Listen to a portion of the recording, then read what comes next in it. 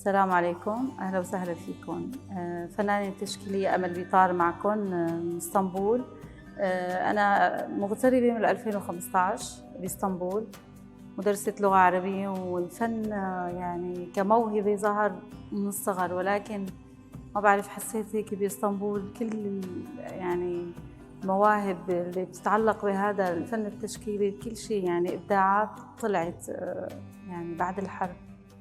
وما بعرف، فجأة هي بالصدفة صارت معي قصة إنه لوحة صغيرة لهدية شخص عزيز، فجربت التجربة، الحمد لله نجحت، وصرت أكثر من مرة يعني أعمل هي القصة.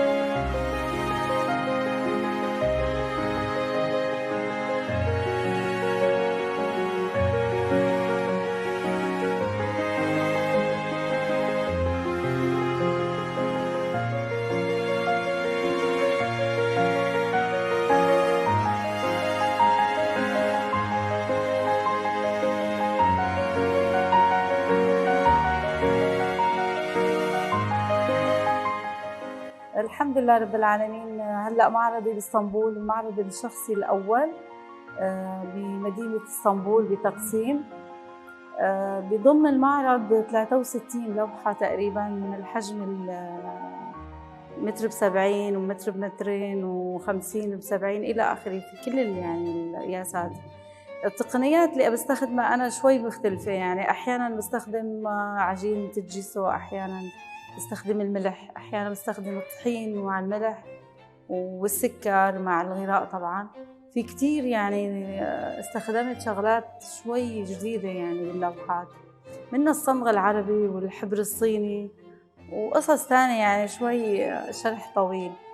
ما بعرف، امبارح بالافتتاح الحمد لله كان كتير يعني مفاجئ للجميع، الحمد لله كتير كان المعرض ناجح.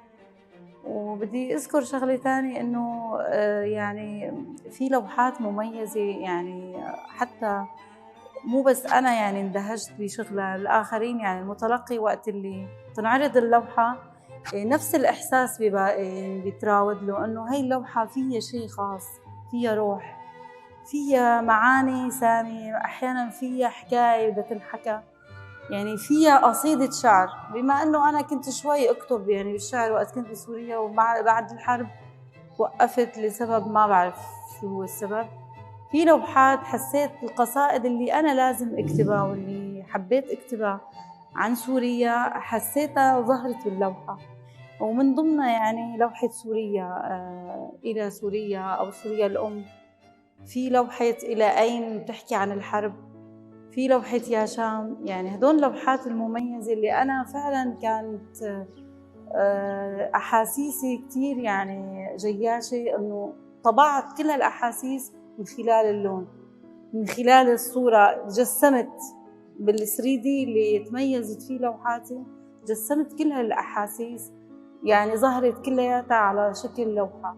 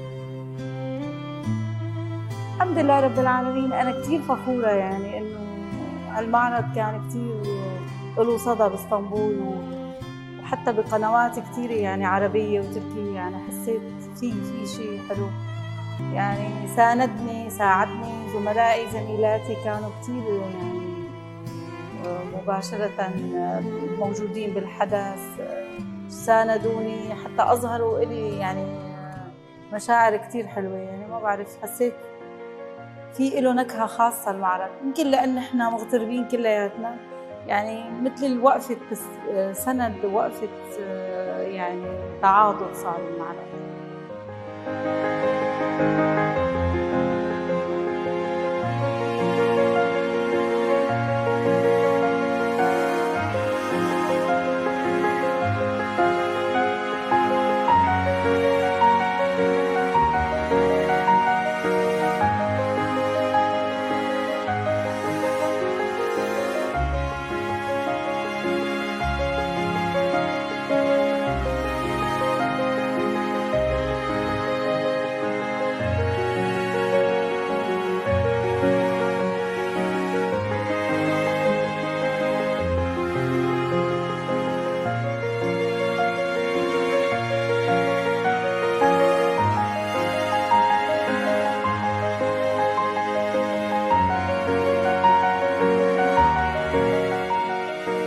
أنا بطمح دائماً لأنه العالمية اللوحة، لوحاتي ما بحبها تضل ضمن اسطنبول. يعني أنا غايتي بالأول والأخير، الغاية هي إنه تكون اللوحة لها صدى عالمي. من ضمنهم يعني اللي أنا حابة يعني تكون هي في لوحة الغربة، أو سموها غربة قلم، في لوحة الخلاص يلي كان فيها لون التركواز كتير طاغي، لوحة هو الله، يعني كتير هدول لوحات حاسة إنه هدول رح يكون لهم صدى عالمي. ما بعرف، هيك إحساسي، وإن شاء الله يعني يكون هالشي يعني يتجسد بالأخير إنه على شكل واقع يعني.